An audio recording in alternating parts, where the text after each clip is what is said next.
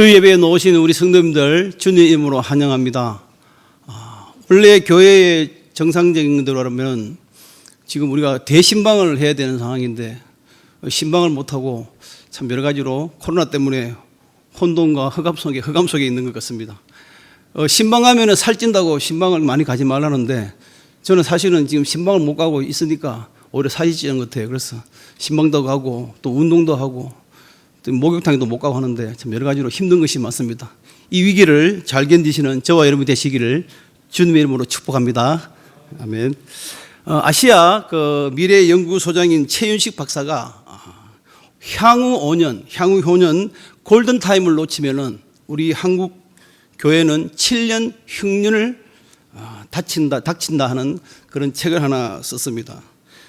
전 세계에 퍼진 이 신종 코로나 때문에 한국 사회가 지금 흔들리고 있고 특별히 국내 소비는 직격탄을 맞아가지고 힘든 가운데 있고 기업과 직장들이 지금 문을 닫고 있습니다. 그래서 이분의 말에 의하면은 지금 한국의 가계 빚은 1600조를 돌파했다고 지금 이야기하고 있습니다.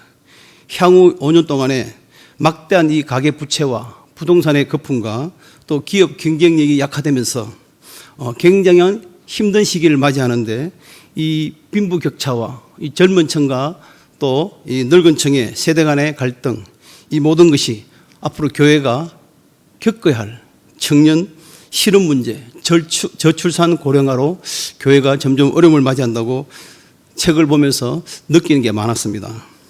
특히 우리 교회 내에서 보면은 우리 청소년들과 청년들, 디모데와 요한 또 그 위에 청년들의 감소가 또 두드러지고 한국교회 전체적으로 교회 출석률이 점점 줄고 있는 것을 볼 수 있습니다. 제가 PPT를 하나, PPT 좀 띄워주실래요? 예, 교회 학교는 감소한다는 제가 CBS에서 한 걸 한번 봤는데 교회 학교와 한국 교회는 어디가 더 위기인가? 교회 학교는 33.3%, 한국 교회는 66.7%로 한국 교회가 더 심각하다. 결국 교회 학교에 있는 학생들이 자라면은 또 이것이 한국 교회에 더 안 좋은 영향을 보여줄 수 있겠죠. 교회 학교의 위기 해결 방안으로서는 원래 그 위의 제목이 가장 큰 책임은 부모라고 하는데 뭐 해석하기 나름이겠습니다. 부모들의 기독교적인 자녀 교육관이 47.5%, 또 뭐 담임 목사, 교회 학교의 교사들, 선생님들, 담당 교육부서의 담당 교육자들 이런 것에 뭐 자질 향상 이렇게 해서 해결 방안으로 이렇게 제시를 했습니다. 부모들의 그 기독교적인 자녀 교육관이 그것도 중요하지만은 사실은 부모의 부모의 신앙관이 더 중요한 것입니다. 자녀들이 부모의 신앙에서 배울 것이 없으면은 그 자녀들은 교회와 예배와 신앙이 멀어질 수가 있는 확률이 있죠. 저희들 7, 80년대 보면은 학생들이 놀던 장소가 교회였고 저도 어린 시절에 교회가 거의 와서 살았거든요. 교회에서 놀았고 또 거기가 만남의 장소였는데 지금 요즘 학생들은 거의 안 옵니다. 제가 초등학생 4, 5학년을 가르치고 있지만은 일주일에 한 4명, 3명 정도 오고 있습니다. 그리고 중학생도 한 몇 명 보이고 고등학생 아예 오지 않고 고등학생 여기 와 있으면 이상하게 쳐다보는 그런 어떤 안타까운 시대죠. 그러나 결국 나이 들어서 보면은 교회를 지키는 사람은 바로 이 교회에서 놀던 이 친구들, 이 청년들이 결국 그 교회를 지킵니다. 물론 그들이 그 교회를 떠나서 타 교회 가더라도 그 교회에서 충성 봉사하고 선두적인 위치를 가지면서 열심히 일하는 걸 저희들은 볼 수 있습니다. 지앤컴 리서치 자료에 보니까 이 조사를 보면은 평신도와 목회자가 교회 학교의 감소 원인을 좀 다르게 보는데 평신도는 보면은 26.6% 공부와 학원에 대한 그 중압감 때문에 학교를 못 보내겠다 이렇게 지금 보고 있고 또 목회자들은 43%가 있죠. 신앙교육에 대한 부모님들의 인식이 약화됐다. 그것이 교회 학교의 감소 원인이다. 뭐 여러 가지 지금 나와 있습니다만은 결국은 교회 학교는 감소하고 있는 그 원인이 이것으로 본다는 거죠. 또 다른 조사를 하나 보겠습니다. 보시면은 보면은 교회 학교의 위기의 해결 방안은 지금 고동색이 약간 주황색이 지금 뭐냐면은 교회 학교 선생님이다. 교회 학교 선생님의 헌신이 문제다. 또 나머지 몇 퍼센트 여러 가지로 나와 있죠. 그다음에 교회 학교의 부흥은 누구에게 달렸냐? 역시 교사들의 헌신과 또 교역자의 어떤 자질과 열정이 필요하다. 그다음에 또 보면은 요거 빠졌었네요. 교회 학교의 위기의 가장 큰 원인은 결국은 교회 학교 교사다. 그 다음에 요거는 했던 거죠. 예. 자, 이런 식으로 보면은 결국은 보면은 약간의 그 리서치 연구소에 따라 약간의 차이는 있지만은 결국은 보면은 공통적인 것이 있습니다. 결국은 그 공통적인 건 뭐냐면은 부모의 책임이든 담당 교사가 되었던 교육자가 그 교육부서의 교육자가 되었던 담임 목사가 되었던 그들은 모두 이 시대를 책임지는 부모 세대라는 거죠. 저 역시 두 자녀를 둔 아버지고 또 교회 목사로서 참 책임이 무거움을 많이 느끼면서 제가 이걸 준비해 봤습니다. 미전도 종족이라는 것이 선교학에서 보면은 미전도 종족은 어떻게 보냐면은 각 종족이 기독교인이 5% 이할 때 그 민족이나 그 부족이나 그 나라가 기독교인이 5% 이하면 우리는 그것을 미전도 종족으로 보고 우리는 선교지역으로 보고 있는 거죠. 2012년 한참 전의 이야기입니다. 2012년 한국의 청소년 보고마율이 3.8%. 아까 미전도 종족률이 5%입니다. 결국은 한국의 청소년들은 미전도 종족이 되는 거죠. 우리가 해외에 나가서 선교도 중요하지만 지금 국내에 있는 우리 청소년들, 청년들, 또 우리 어린 친구들, 이것이 전도가 더 중요하고 그들에게 신앙으로 키우는 것이 더 중요하다는 것을 볼 수 있습니다. 그리고 한국의 청소년들은 다음 세대는 이제 성경적인 가치관도 점점 멀어져 가고 있다는 사실을 우리는 볼 수 있습니다. 여러 가지 있었지만은 생략하고 결국 우리 인터넷 시대에 사는 우리 온라인 시대에 사는 우리 다음 세대들은 36.4%가 세상의 가치관이 더 좋게 느끼고 거기에 물들어간. 저 어릴 때에도 교회에서 노는 게임이 제일 좋았고 교회에서 하는 행사가 프로그램이 제일 수준 높았는데 이제는 교회에서 하는 프로그램이나 어떤 행사들이 이제 사회보다 밀리게 되고 핸드폰에 밀리게 되는 우리 그것을 볼 수가 있는 안타까움이 있습니다. 학교만 보내도 세상의 아이들을 빼앗기는 시대가 왔고 오늘날 세상에는 우리들의 아이들을 세상이 우리를 제자화시키고 있다. 교회가 그리스도의 제자로 만들어야 되는데 우리 다음 세대들은 세상에서 세상의 제자가 되고 있다. 안타까운 현실을 볼 수 있습니다. 사사기 2장 10절에 보니까 그 후에 일어난 다른 세대는 여호와께서 이스라엘을 위하여 행하신 일을 알지 못하였더라. 다음 세대가 시간이 지나면은 다른 세대가 되어버리면 여호와를 알지 못하더라고 이렇게 말하게 되는 시대가 온다는 것이죠. 우리 다음 세대가 우리 다른 세대가 되도록 해서는 안 된다는 사실입니다. 다음 세대는 그대로 다음으로 똑같이 그 복제가 돼서 그대로 가야 되는데 우리의 다음 세대가 이제 사사기 말씀처럼 다른 세대가 돼서 여호와를 알지 못하였더라. 이런 시대가 온다는 것을 여러 가지 조사 자료에 보면 있습니다. 40대, 50대, 60대의 우리 장년들은 부모로부터 신앙을 잘 물려받았는데 우리 청년들, 청소년들, 또 우리 손자, 손녀들에게는 신앙의 유산을 그대로 전승하지 못한다면 이것은 정말 우리 스스로에게 참으로 힘든 시련들을 보내고 시간을 보낼 거라고 봅니다. 그럼 이 위기를 어떻게 해결해야 되나? 해결책은 없는 것일까? 오늘 본문 60장 말씀을 보시면은 오늘 본문에 60장 전체는 바로 한 문장으로 되어 있는데 이것은 이스라엘 백성이 바벨론 포로로 끌려가서 지칠 대로 지쳐 있습니다. 포로 생활이라는 게 우리가 안 해봤지만은 포로 생활, 노예 생활 상식적으로 이해되잖아요. 그 지칠 대로 지치는 그들에게 하나님께서는 이사야를 통해서 선포하시는 말씀이 오늘의 본문의 말씀입니다. 그들은 일을 해도 희망이 없고 직장을 구해도 직장을 구할 수가 없고 앞이 안 보이고 무엇을 해도 일이 안 되고 절망 가운데 있는 그 이스라엘 백성에게 오늘 하나님께서는 이사야를 통해서 말씀을 전가하시는데, 오늘 1절 말씀을 보니까 우리 1절 말씀 다 같이 한번 읽어보겠습니다. 제가 갑자기 이야기해서 준비가 안 된지 모르겠습니다.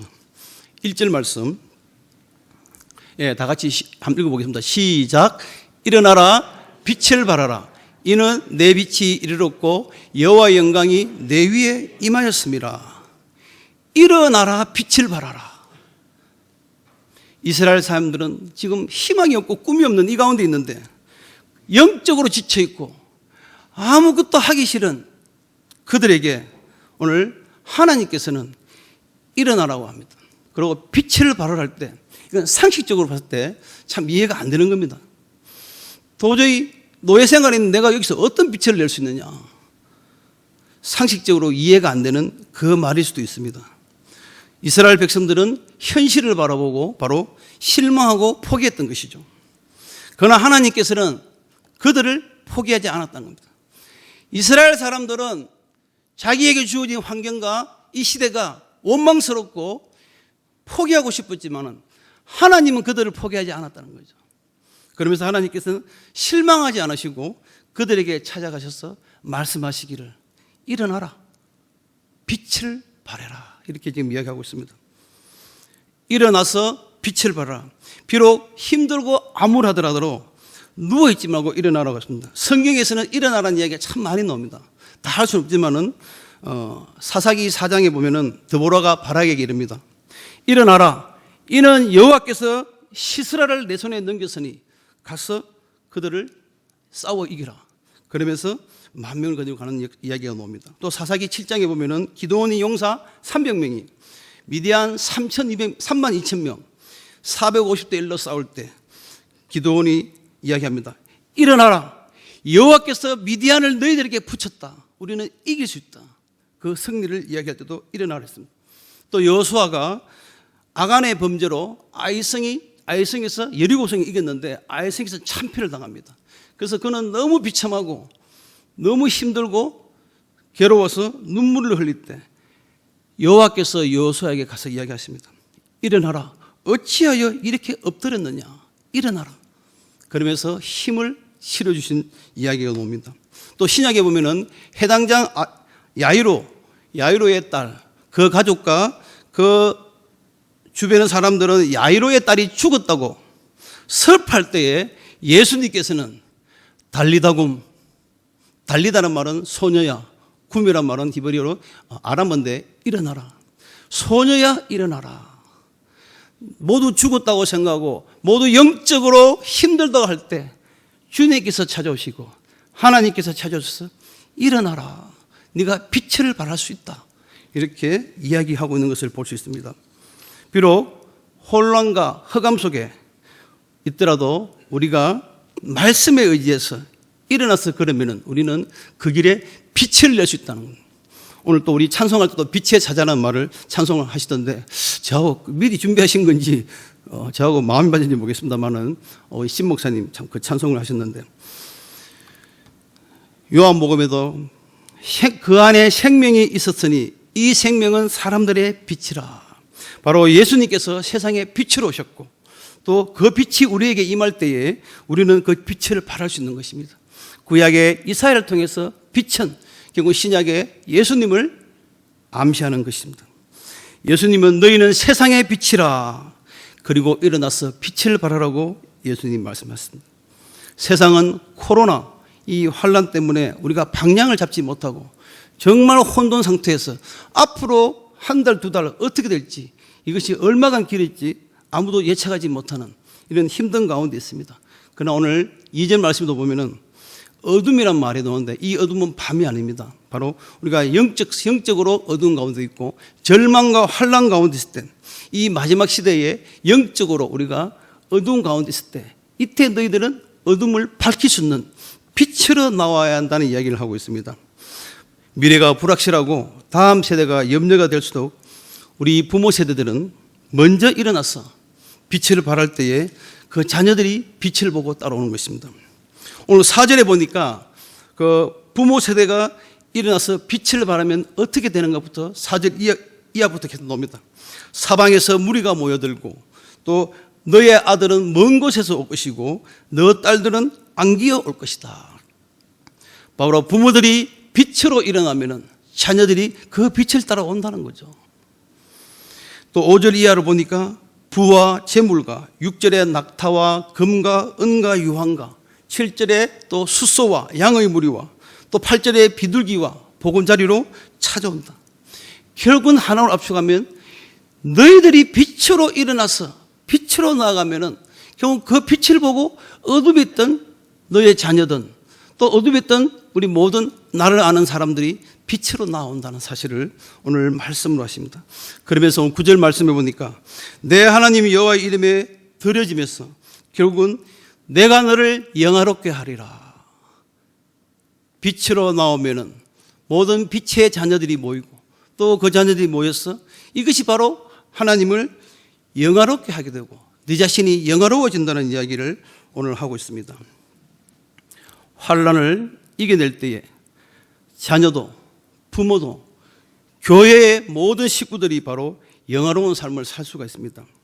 영화롭게 하시는 그 하나님께서는 미래에 다가올 바로 환난과 미래에 다가올 그 환난을 영광으로 바꾸어 주신다는 것이죠.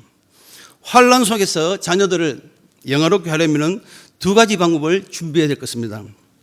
환난 속에서 자녀들을 영화롭게 하는 첫 번째 방법은 바로 부모 세대가 참된 그리스도의 사랑이 자녀들에게 전수되어야 될 것입니다. 미국의 한 초등학교 과학 시간이었습니다. 이건 실제 실화인데 선생님이 자석에 대한 수업을 시작하면서 아이들에게 문제를 냈습니다. 이것은 끌어당기는 힘이 있습니다. 제가 한번 끌어당기는 힘이 있습니다. 힌트는 M자로 시작해요. 우리 친구들 뭘까요? 선생님은 끌어당기는 힘이 있고 힌트는 M자다. 선생님은 마그넷이라는 자석기를 생각했는데 그 학생들이 문제에 답을 쓴 게 무엇을 썼냐면은 놀랍게도 100%는 아니겠지만 거의 뭐라고 썼냐면 mother, M을 어머니를 썼다는 거예요. 어머니를. 아이들을 끌어당기는 뭘 끌어당기는 것은 선생님은 자석으로 봤지만 아이들은 어머니라고 보는 거죠. 자석으로 무엇인가 자기를 끌어당기는 힘은 바로 어머니다. 그 어머니의 힘은 그 무엇보다 강하다는 것이죠. 순수하고 깨끗한 그 어린이가 볼 때는 자기를 끌어당기고 자기를 잡아주고 자기와 함께하는 것은 어머니라고 보는 겁니다. 어머니라고. 이 세상에서 가장 힘을 가진 사람은 어머니와 아버지와 또 나를 아는 식구들이겠죠. 초등학교 그 문제에서 선생님은 M에 대해서 자석을 이야기했지만은 그 어린 학생들은 바로 어머니를 생각합니다. 결국은 이 말은 자녀들의 신앙의 기초는 어머니에게서 나온다. 부모에게서 나온다는 겁니다. 저는 청년도 마찬가지입니다. 청년들이 어머님의 그 신앙을 보고 부모님의 신앙을 보고 잘할 수 있는 것이죠. 현재 고등학교 2학년 우리 실제 예를 하나 들겠습니다. 우리 김채령 학생이라고 있습니다. 사실은 이 친구가 그 불신자 가정에서 나오고 초등학교 4학년 때 우리 교회에 왔어요. 그 불신자 가정인데 초등학교 4학년 때 와가지고 고등학교 2학년 그 제가 조금 전에 우리 오기 전에 제가 신목사님한테 고등부학교에서 물어봤어요. 채령이 잘 놉니까? 잘 노고 이번 3월 달에 세례까지 받았다 하더라고요.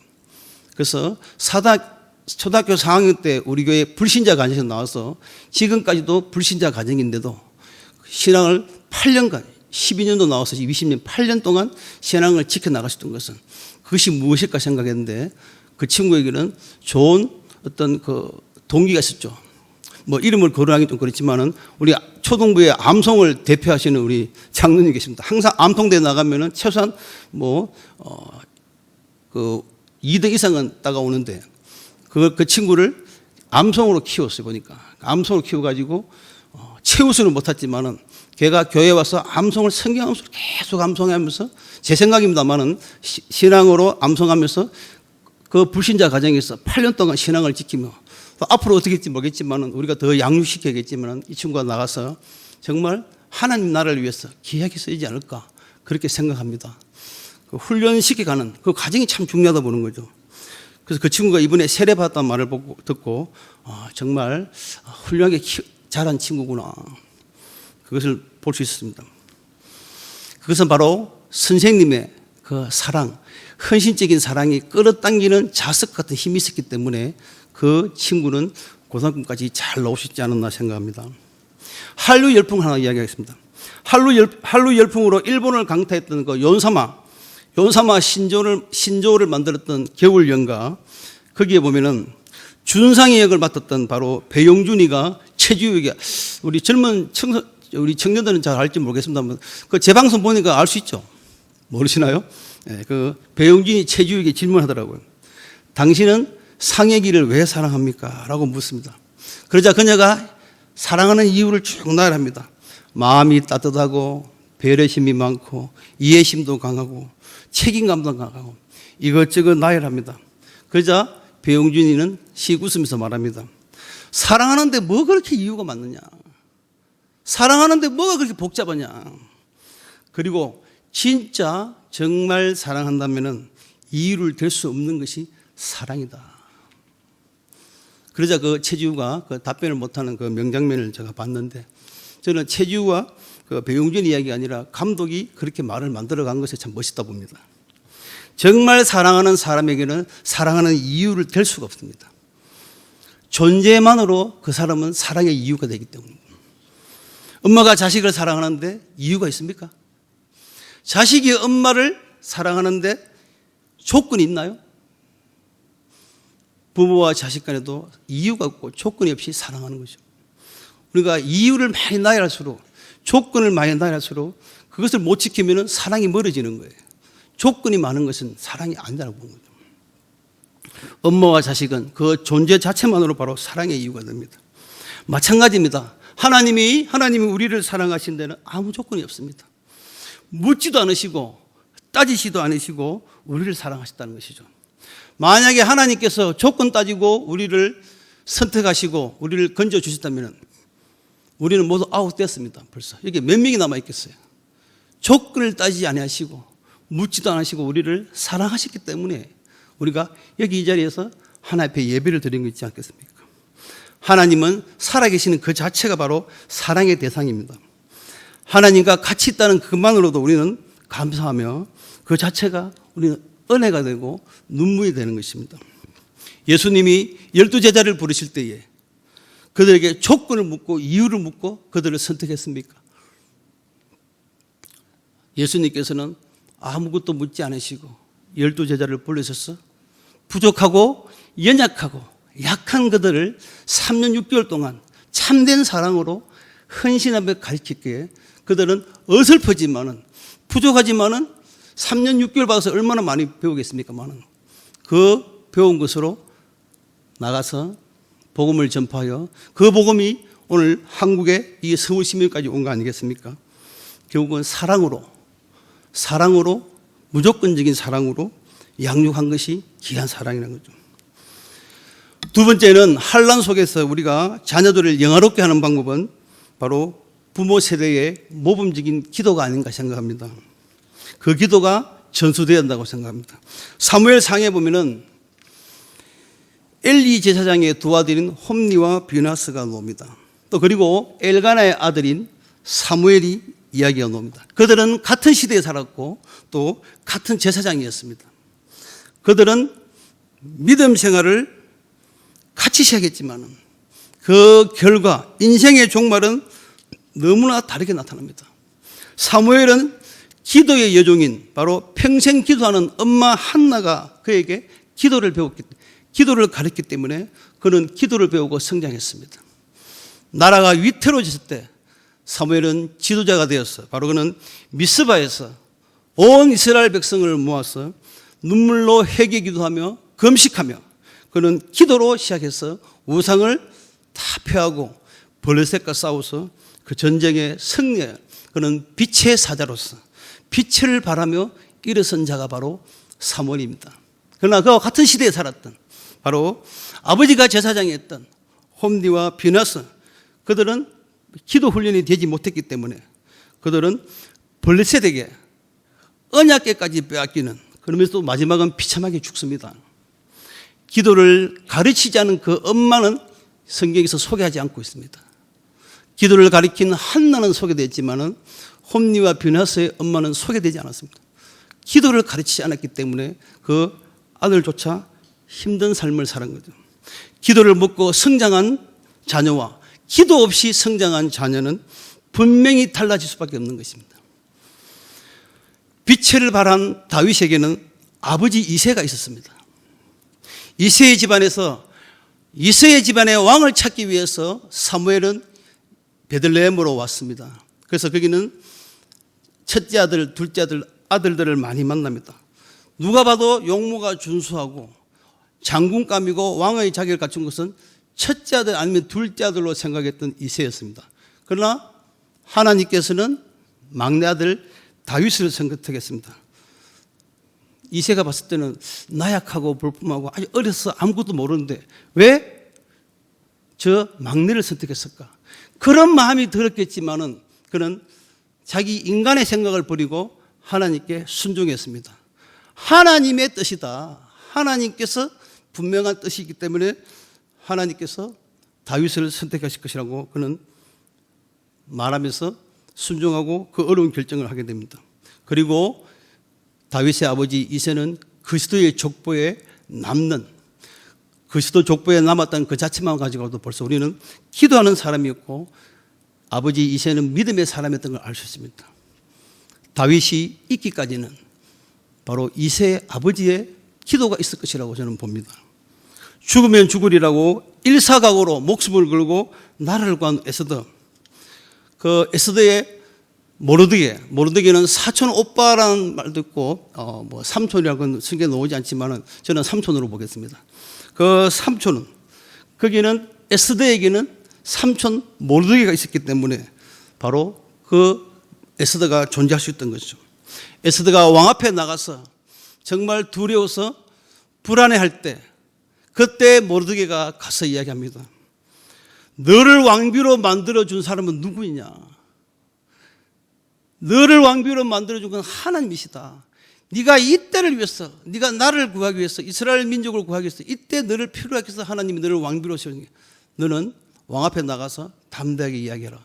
그럴 때 에스더는 죽으면 죽으리라는 말을 남기면서 3일간 밤낮으로 금식 기도하는 모습을 보시죠. 저는 에스더가 3일을 기도했다면 그 삼촌인 모르드게는 얼마나 더 기도했겠습니까? 기도를 가르치는 사람은 더 많은 기도를 한다는 거죠. 그에게는 바로 모르드게가 있었기 때문에 에스더라는 나를 구하는 여걸이 나타난 거죠. 사무엘과 다윗과 에스더 이들의 공통점은 무엇입니까? 바로 첫째는 나라를 위기에서 구했다는 것입니다. 그들은 바로 빛의 사자처럼 위기에 나타난 거죠. 나라가 어수선하고 혼란할 때 힘든 시대에 영웅이 나타난 거죠. 우리가 어려울 때일수록 더 하나님께 매달리고 기도해야 한다는 뜻입니다. 또 둘째는 그들에게는 강력한 기도 후원자가 있었다는 사실입니다. 교회 자녀들이 신앙으로 자라기 위해서는 바로 강력한 기도 후원자가 있어야 됩니다. 엄마 한나가 있었고 아버지 이새가 있었고 삼촌 모르드게가 있었고 또 엘리사에게는 그의 스승 같은 엘리야가 있었던 것이죠. 전 세계적으로 교회 학교의 숫자가 감소하고 있습니다. 이것은 누구의 한 사람의 잘못이겠습니까? 누구의 잘못보다는 우리 스스로 교회 모두가 다음 세대를 두고 기도해야 된다고 봅니다. 초등학교 4학년인 친구인데 제가 하나 잠깐 소개하겠습니다. 제가 맡고 있는 것이 초등 2부니까 뭐 아는 게 그것밖에 없습니다. 네. 우리 초등학교 4학년 우리 어떤 친구인데 최지아라고 아직까지는 초등 1부 냄새가 나는 친구죠. 이제 4학년 됐으니까 이 친구가 설교 시간에 제가 설교하면은 막 받아 적어요. 그래서 저는 설교 노트를 만드는 걸 처음 봤어요. 야, 참, 잘, 초등 1부에서 잘 훈련시켜서 보냈구나. 아니면 유치부에서 잘 훈련시켰던 참 그걸 봅니다. 얘가 매주마다 적는데 또 어떤 날은 보면은 그리고 꼭 얘는 적고 난데 말씀에 느낀 점을 써요. 자기 삶에 적용을 하더라고. 그러면서 이제 제가 노아 이야기 하니까 이게 무지개 그림을 그리면서 내 신앙은 내가 지킨다. 내 믿음은 내가 지킨다. 하나님께서 아마 노아 방주도 이야기인 것, 들어오라 하실 때 돌아와야 된다. 안 돌아오면 죄를 받는다. 다시는 물로 심판받지 않는다고 무지개를 이야기를 쓰면서 참 제가 많이 도전을 받았습니다. 다음에 욥의 이야기는 느낀 점만 물어보니까 하나님을 믿어도 언제나 고난이 올 수 있다. 욥처럼 어떤 고난이 닥쳐와도 하나님을 원망하지 않을 것이다. 너무 정확하게 말씀을 적용하는 거 보고 참 이런 자녀들이 있고 이런 친구도 있으니까 미래에 다음 세대는 우리에게 희망이 있고 이런 자녀들이 빛의 사자가 많다면 더 크게 나타나지 않을까 생각합니다. 그리고 또 기도함에 보면은 저희는 기도함에 기도 편지를 쓰고 있는데 뭐 보면 참 기도 내용 써보면 참 대단한 친구들이 많아요. 보니까 잘 안 보이시니까 제가 한번 읽어보겠습니다. 제가 2주 동안에 교회에 안 나왔습니다. 앞으로는 교회에 매일 나오게 하도록 아프게 하지 않게 해주시고 우리 방을 따뜻하게 해주세요. 아마 감기, 저는 좀 형편이 어려운가 생각됐는데 뭐 감기 몸살 때문에 아마 그래서 방을 따뜻하게 해달라고 했는 것 같아요. 또 마효원이라는 친구는 주님 은소리에 치유를 도와주세요. 빨리 나가서 마음껏 뛰어놀게 치료를 고쳐주세요. 뭐 이런 이야기를 참 쓰는 거 보고 참 훌륭하다 봅니다. 이건 옛날에 한번 했던 이야기인데 우리 조혜승이가 담임 목사님이 아프셔가지고 그때 뭐 신장에 그 돌 때문에 그렇죠. 어제 응급실에 갔을 때요. 기도해 주세요. 이렇게 쓰는. 그다음에 여기는 또 우리 외삼촌 술 끊고 교회 나오게 해주세요. 우리 외삼촌 술 끊고 교회 나오게 했어요. 우리 외삼촌 위에 보면 염증이 있는데 큰일 없게 낫도록 해주세요. 참 이런 이야기 보면 이건 우리 서정민이 같아 보니까 6학년인데 내가 학교 생활을 잘 적응할 수 있도록 해주세요. 두 번째는 초등 2부 아이들이 교회에 놀러 재미로 나오는 것이 아니라 정말로 하나님께 영광을 돌리고 그렇게 나오게 해주세요. 역시 우리 정민이 FM이에요, FM. 그러니까 아버지가 맨날 정민이하고 민준이가 비교가 정반대로 비교된다는데 이거 기도 제목 보니까 벌써 FM이에요. 우리 초등 2부 학생들이 교회에 놀러 오지 않게 해주고 하나님께 영광을 돌릴 수 있도록 나오게 해주세요. 우리 이 어린 친구들이 이렇게 쓰고 있습니다. 다음에 그 보면은 이제 안성현이라는 친구는 중등부 올라갔는데 마음이 성장할 수 있도록 도와주세요. 뭐 이렇게 이야기한 친구도 있고. 마지막 보면은 이제 뭐 복잡한데 간단하게 이야기하면은 율동반을 만들어서 너무 좋고 이제 우리 성가대 만들어 좋은데 율동반 성가대 잘하고 두 개가 합쳐져서 뭔가 좋은 일을 했으면 좋겠습니다. 뭐 나름대로 아주 진지하게 이야기를 많이 썼습니다. 자 이렇게 기도하는 친구도 있고 또 기도로 훈련 받아가는 친구도 있어서 우리에게는 미래가 있지 않나 생각합니다. 하나만 이야기하고 마치겠습니다.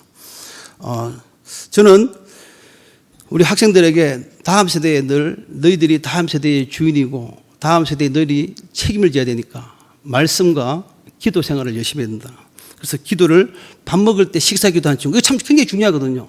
밥 먹을 때 식사 기도하는 거 쉬운 거 아닙니다. 사실 어린애들이 정말 어렵습니다. 그거는 밥 먹을 때 식사 기도하는 친구 손들으라고.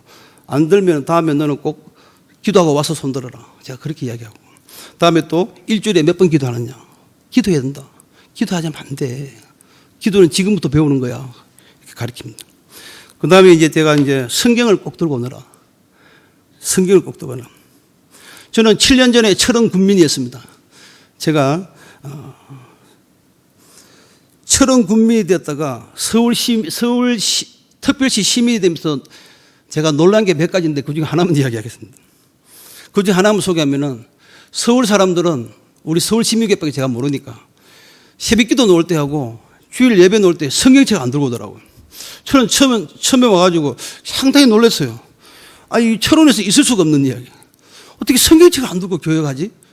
그러면서 저는 성경책 안 들고 가는 사람들을 보면서 속으로 욕했어요. 정말 믿음 있나? 저는 철원 군에서는 군 단위 교회에서는 있을 수가 없었거든요. 그러면서 이제 성경책을 안 들고 간다는 것은 지금 코로나에 걸려서 마스크 안 쓰고 다니는 거 똑같아요. 그러니까 마스크 안 쓰고 다니면은 신천지 아니면은 우리는 그것은 바로 신천지 아니면은 뭔가 코로나 지금 병 걸렸다고 보잖아요. 마찬가지로 거기서는 성경책을 들고 다니는 게 당연합니다. 그런데 제가 끝까지 성경책을 한 1년간 들고 다녔어요. 새벽기도 올 때마다. 다 보니까 들고 온 사람이 없어요, 보니까. 그래서 6개월 정도 지나니까 1년 6개월 지나니까 이제 성경책이 무거워지더라고요. 이거 무거워, 이제. 살짝 무거워지는 거예요. 그리고 1년에 한 6개월 더 들었어요. 6개월 좀 더 두고 나니까 내가 서울 사람들라면 이거 안 두고 다녀야 되는가 보다. 교회 성경 다 있는데 뭐하러 두고 다니냐. 이렇게 되더라고요. 그래서 저는 뭐 성경책 들고 안 들고 이게 중요한 것이 아니라 그 사회의 문화이고 그 도시의 문화인지는 모르겠지만은 성경책을 들고 다닐 때 좋은 점 참 많지 않습니까? 저도 지금 사실은 이제 서울 사람이 됐기 때문에 성경책 안 들고 다녀요. 지금 저도 안 들고 다니고 물론 가방을 들고 그 안에 넣어오지만은 그러나 성경책에 그 묻은 제가 필기한 거, 그 예수님을 내가 설교 들으면서 은혜 받은 거, 그거 다 넘겨보면은 그때 다 생각이 나요. 몇 페이지 어느 쪽 위에 보면은 그때 어떤 필기인데 너무 내가 눈물이 날 정도로 회개기 된 것도 생각나고. 그러나 성경책 없이 오면은 그런 깊은 은혜가 없다는 거죠. 그래서 성경책을 저는 뭐 들고 안 들고 말을 하는 것은 아닙니다. 그러나 우리 어린 학생들은 저는 꼭 너는 들고 다녀야 된다. 성경책하고 기도만은 너는 반드시 배워야 된다는 그 이야기를 합니다. 뭐 성경책이 깨끗하다고 신앙이 깨끗한 건 아니잖아요. 그러나 우리가 한번 그 기록을 함으로써 그 흔적을 보면서 다시 한번 그 당시에 내 어릴 때, 내 젊었을 때 신앙을 돌아보게 되는 것입니다. 예, 말씀을 마무리하겠습니다. 어른들은 현재를 바꾸지만은 다음 세대 친구들은 미래를 바꿉니다. 부모들의 기도가 무너지면은 내 자녀도 무너지고 내 가정도 무너지게 되는 겁니다. 기도에 관한 참 중요한 말이 있어서 하나 적어봤습니다. 교만 중에 가장 무서운 교만은 기도하지 않는 교만이다. 이걸 제가 어느 구절에서 봤는데 참 좋더라고요. 또 기도 없는 곳에서는 사람이 일한다. 기도 없는 곳에서는 사람이 일하고 기도 있는 곳에서는 하나님이 일한다. 이게 두 번째 제가 봤고, 세 번째는 기도가 없는 곳은 사탄의 잔치집이다. 기도가 있는 곳은 사탄의 초상집이다. 참 좋은 말인 것 같아요. 예, 우리 부모님들의 기도, 부모님들의 헌신적인 사랑, 그것이 바로 자녀들을 줍니다. 저는 청년도 마찬가지입니다. 청년들도 지금부터 훈련받지 않으면 나중에 결혼해서도 또 어려움을 당할 수 있는 것입니다. 교회와 성도들이 한 마음으로 다음 세대를 책임지고 적극적으로 헌신하지 않으면 바로 내 자녀와 다음 세대는 미래가 없다라는 생각이 듭니다. 다음 세대가 다른 세대가 되지 않도록, 변질되지 않도록 우리는 다음 세대를 위해서 그리스도의 사랑으로 양육하고 기도로 가르치는 교회가 되기를 원합니다. 다음 세대에게 우리가 밝은 미래를 유산으로 물려주어 서울시민교회가 모든 성도님들이 빛을 발하는 교회, 영화로운 교회가 되기를 주님의 이름으로 축복합니다. 아멘.